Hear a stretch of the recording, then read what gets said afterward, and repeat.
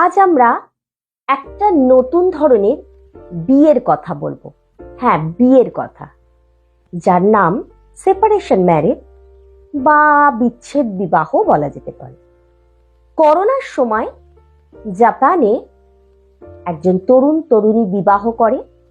তারা আলাদা থাকতো, কিন্তু উইকেন্ডে তারা একসাথে থাকতো। তারপর থেকেই জাপানে এটা প্রচলিত হতে শুরু করে।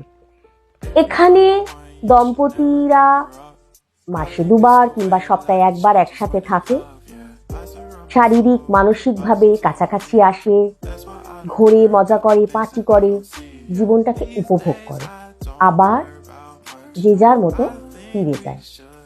এই সম্পর্কের মূল ভিত্তি হলো বন্ধুত্ব। এবার অনেকেই হয়তো নাক কুচকে বলবেন যে এটা আবার কেমন বিয়ে, এখানে না আছে কোনো বন্ডিং, না আছে কোনো রেসপন্সিবিলিটি, প্রয়োজনে তো কেউ কাউকে পাশে পাবে না। কিন্তু জেনজিরা এই বিয়ে নিয়ে কিন্তু বেশ উচ্ছ্বসিত। তারা বলছে এখানে একটা নিজস্ব স্বাতন্ত্র্য বজায় রেখে নিজেকেও প্রায়োরিটি দিয়ে একলা থাকা হয়, আবার মাঝে মাঝে বন্ধুর মতো একসাথে জীবনটাকে উপভোগও করা যায়। তো এই বিষয়ে আপনারা কি বলেন?